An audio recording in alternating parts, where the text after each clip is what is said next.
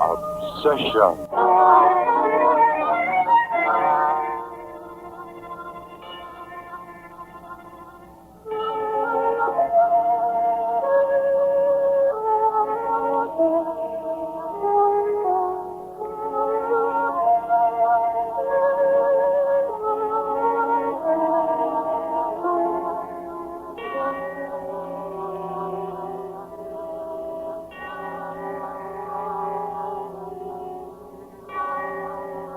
There are songs we sing to ourselves, some with deep meaning, and some like the tinkling of little Chinese glass bells. With all purposes, these songs do their part to offset the 1,001 tragedies, both great and small. Perhaps we employ these songs for a definite reason. Perhaps the subconscious is trying to lift us above the shambles and remnants of sorrow by this mechanism of healing. But when the songs are no more, when they fade and die, we are prey to ugly harmonies that bear no relationship to song. They play across our minds like the discordant cacophony of pounding hammers upon metal, pounding, pounding, pounding day and night in the brain. And so, in just a moment, to our story starring Miss Miriam Hopkins.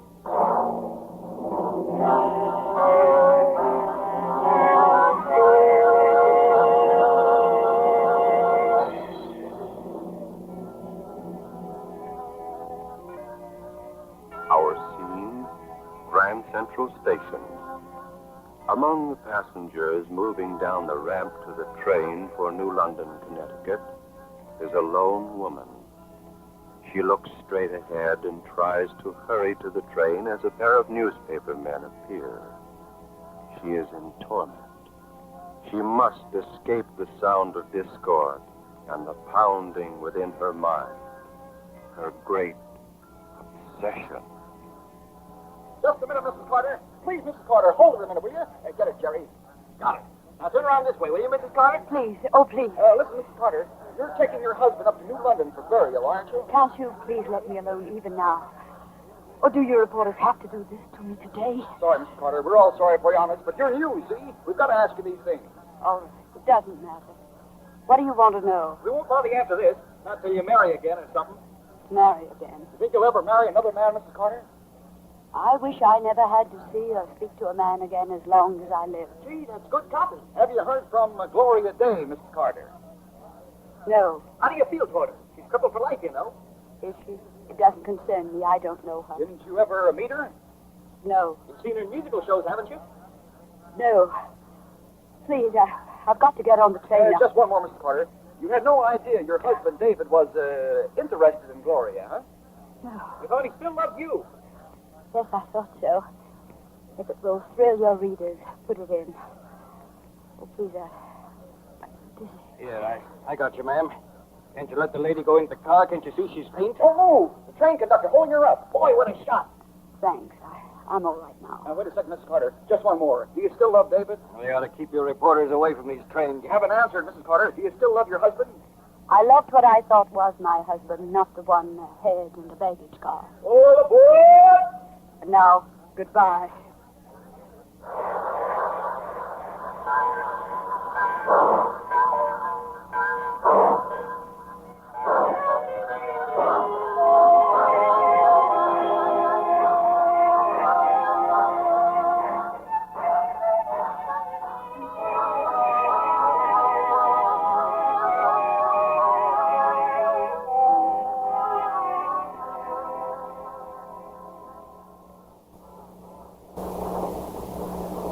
Can I get you a pillow, Mrs. Carter? No, thank you. Anything I can do? No, thank you. Dora, What? Hello, Jim. Oh, I didn't expect to see you. I thought you might be on this train. I'm up ahead. I was walking through to see if I could find you. May I sit down, Laura? You know how terribly sorry I am, don't you? Yes, I know. Thank you, Jane. Were you going up to New London anyway?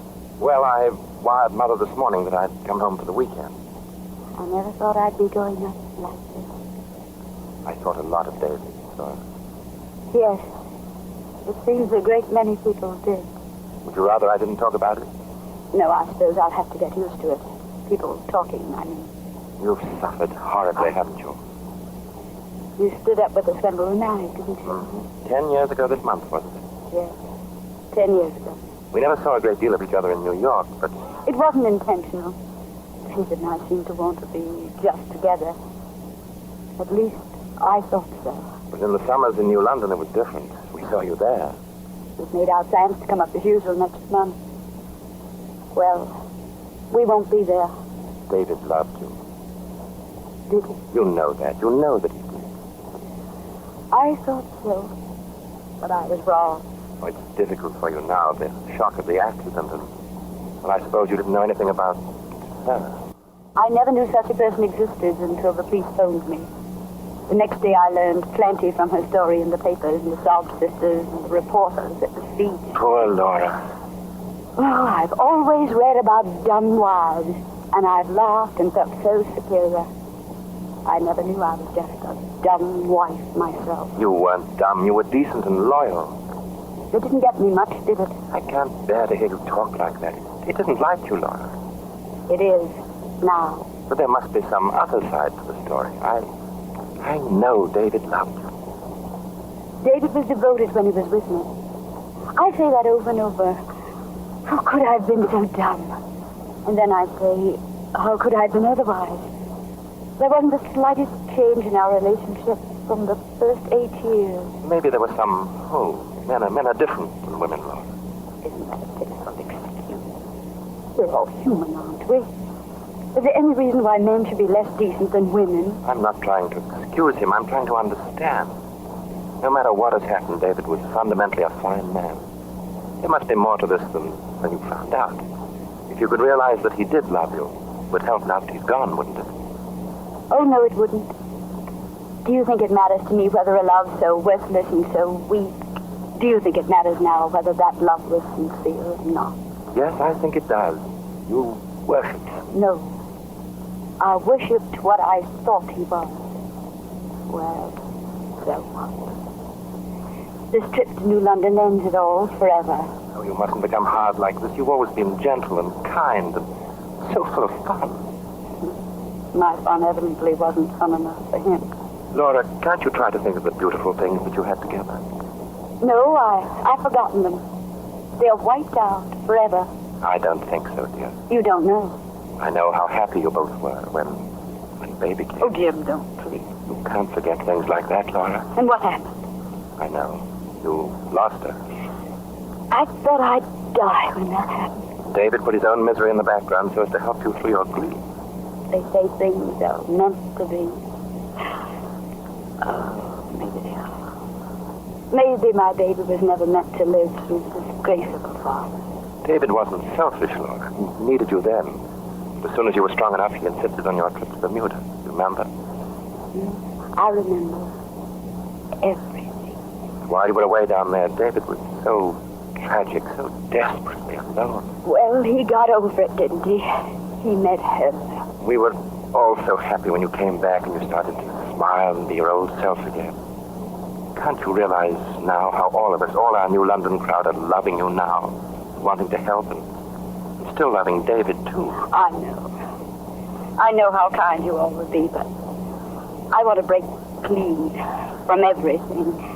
Won't you come over to the house, Laura? I phoned Mother before I left New York. She wants you to come.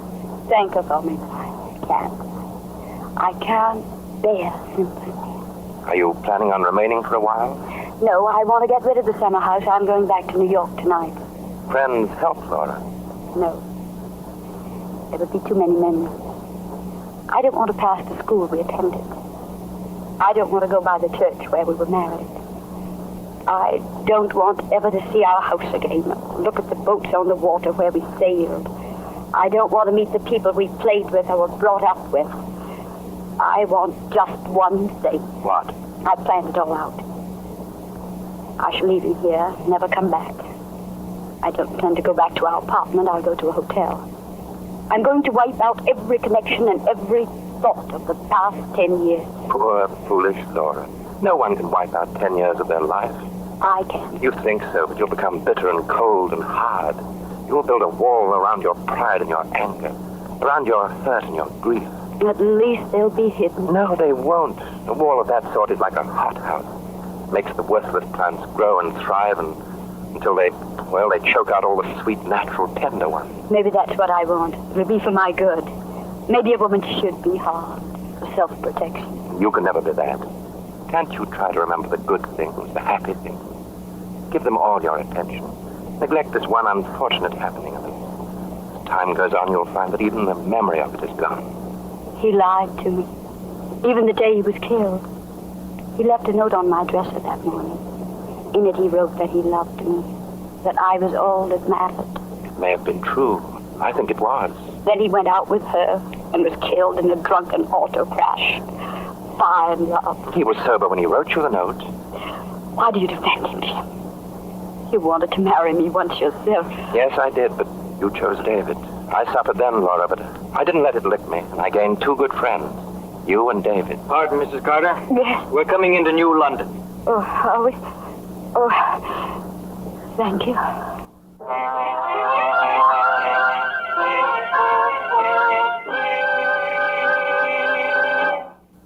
Memory drives a thorn into Laura's mind as she thinks about the ugly death of her husband. One pounding thought, that of her husband, another hammer stroke, the other woman in his life. For him to have shared his life with this woman is as bitter as a cup of hemlock and as poisonous. The song is ended, but the rhythm goes on, pounding into a deep obsession. In just a moment, we return to our story.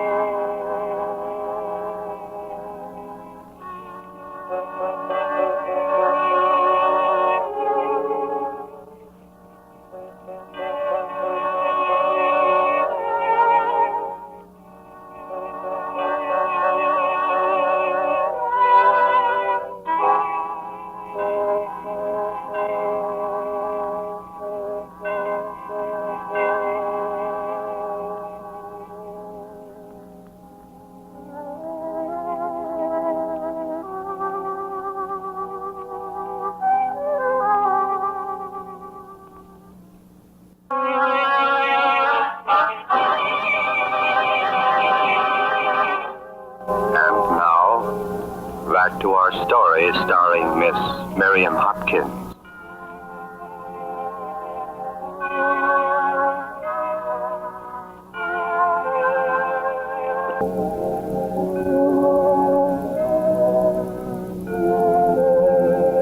The train on which Laura Carter brings her deceased husband back to New London, Connecticut, moves slowly up to the depot. Jim Randall, who has been their close friend for years, stands at her side, wanting to comfort her and to help her obliterate this obsession. Well, here's a taxi. Goodbye, Jim. You've been very thoughtful, the train and all. I couldn't... No, I'm coming with you. You can't be alone, not now. Oh, driver, take us to the nearest florist shop, will you? I don't want any flowers, Jim. David loved them. We both did, remember? You two were pretty crazy over that rose garden, Laura. Do you mind if I get some for him? Well, I haven't any right to say no. You wanted to do it.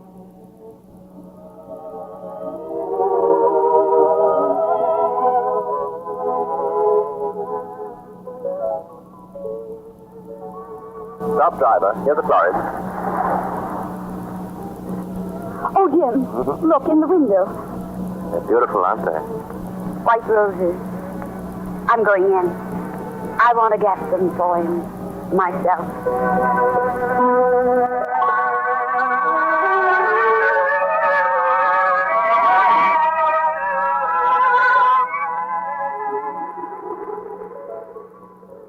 Oh, the roses, they look so strange and alone on his grave. No, they're all he would have wanted, ever. Yes. Jim, What is it, Laura? would you break off one of the roses for me? Of course. Now I can take something back with me.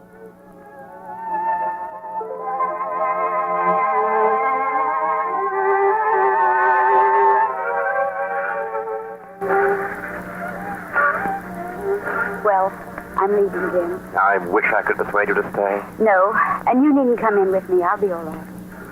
Goodbye. And thank you. Goodbye, Laura.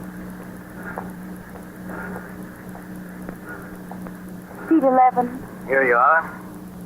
Thank you. Will you lower the shade, please? Car's about empty. Wouldn't you like to sit on the other side? You won't get the afternoon sun over there. Very well, I will. Perhaps you'd like this pillow. Yes, please. I'm so tired. Oh, conductor. Here's my ticket. I don't want to be disturbed. You're getting off at 125th or Grand Central. Grand Central. I'll call you when it's time. Thank you.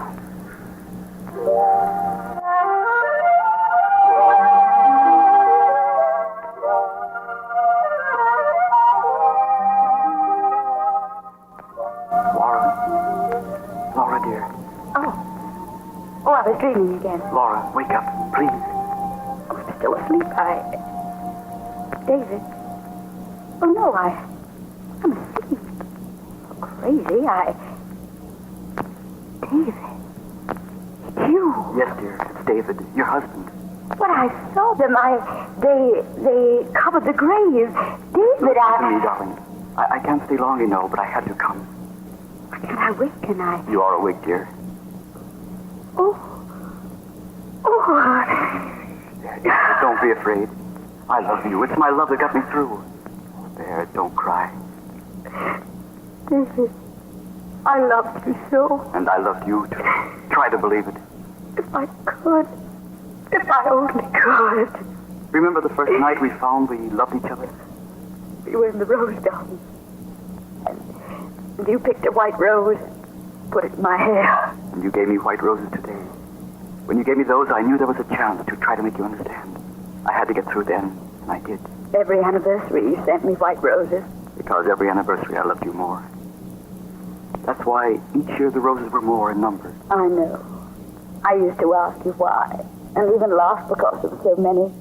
But you only kissed me and never told me why. You brought one white rose away with you, didn't you, Laura? I didn't want to. I just couldn't help it. I wanted to go on hating you. No, dear, please. No matter what I did to you, please go on being my girl. The girl that said yes in the rose garden. That woman, Gloria, you loved her, David. You loved her. Oh, no, I never loved her. She said so. She told the reporters 2 years of this. 2 years of trying to get out of a sordid mess. 2 years of getting in deeper. But I never loved her. Remember the time you went to Bermuda? Yes. 2 years ago. I missed you, Laura. I went to a cocktail party. I drank too much. I met her. And you fell in love with her? No, she's like me. I was flattered. But I was your wife. I loved you. Then she asked me to dine at her place. I was lonely and again flattered. I went. But I came back in 2 It weeks. was too late then. I was in a mess. And loved her. Infatuated for a while. I grew to hate her. Why didn't you break off? Why didn't you tell me? Oh, I couldn't. I was ashamed and afraid. Did she love you, David? No. I had money, position. She wanted that. Oh, if you'd told me, I would have understood. I wish I had. It went on and things got worse. She threatened to suit. I sent her foolish letters when we were home that summer 2 years ago. David. I couldn't buy them back. She wanted everything. I left you the note last Tuesday morning. I found it after you'd gone to the office. It was true, Laura. It said, I love you, dear. I've always loved you. No one has ever meant anything to me but you. Your foolish husband, David. Your foolish husband, David. I thought it was more of your sweet nonsense. I laughed all day whenever I thought of it. Till the police phoned you that I was killed. Yes. And then she told the reporters everything. I thought we'd both go. I never knew that would happen. You mean? I mean, I ran the car over that embankment deliberately. She was going on with a suit unless I'd ask you for a divorce. David. Oh, David. Can you forgive me, Laura? Oh, my poor darling. I was wrong. I should have faced it all and come to you with the truth. I'd have stood by you, David. I would I have. know that. I wanted you, no matter what you'd done. And you'll always have me, dear, if you'll believe in my love. I will. I will. I knew today when I passed that florist shop, our shop, darling, where we used to go. I knew then I did love you. Dear Laura. There were white roses in the window. Jim was with me. We went in and bought all he had for you. Oh, my dear.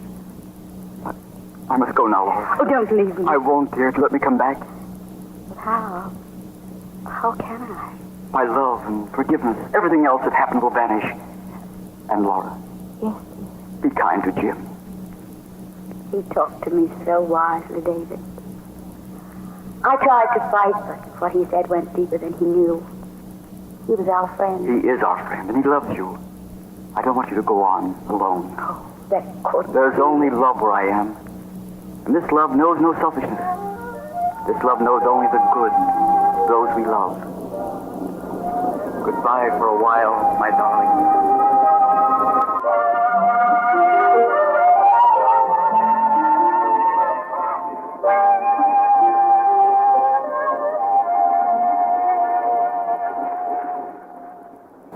We're almost in, lady. Lady, we're almost into New York. Oh, thank you. She was sleeping mighty sound. Sleeping? Sleeping? Oh, no, I wasn't sleeping. Maybe not. Anyway, you look awful refreshed and rested. Oh, here's your flower. Must have dropped it here in the aisle. Oh, thank you. Funny thing about that white rose. All this way you've traveled, and it still looks nice and fresh. They're beautiful flowers. I have a garden full of them back home. Hey, that's mighty nice. I bet you sure got somebody taking care of them while you're gone. While I'm gone. Sure. Pretty things like that can't just be left. I expect that's the first place you look when you get back home. At your garden. You want it just the same as when you left it. Oh, I hadn't thought of that.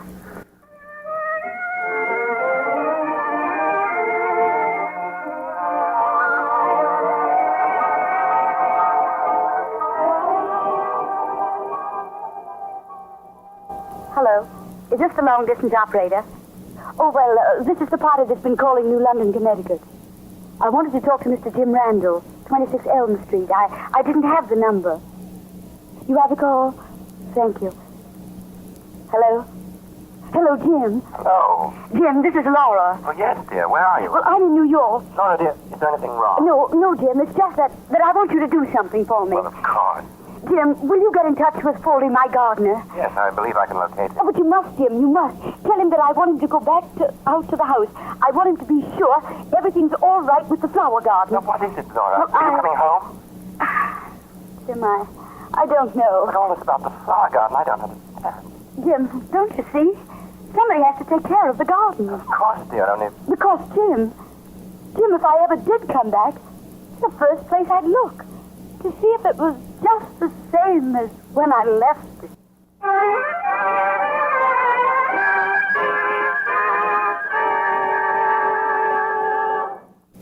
And a dream changes everything. The first notes of a glad new song rise in Laura's heart as she faces life now with courage. Gone forever are the tympanic poundings, the discords that pushed her to this obsession. In just a moment, I'll be back with a preview of next week's story.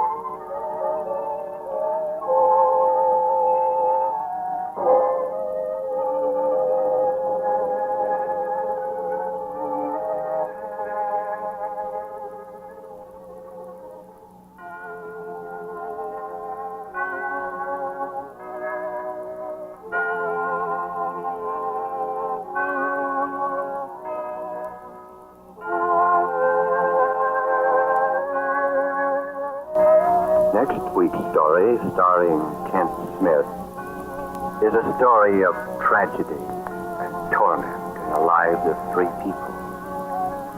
A world-famous concert pianist, his lovely young wife, and their mutual friend, a noted surgeon. How turbulent the mind of the pianist who creates tension and distrust through jealousy. You'll find this in next week's recital of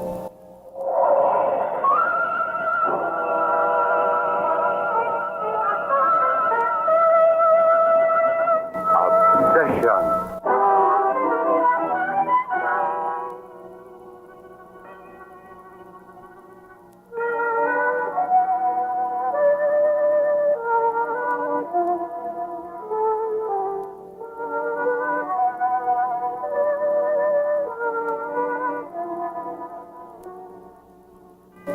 This story, starring Miss Miriam Hopkins, was produced and transcribed by C.P. McGregor in Hollywood.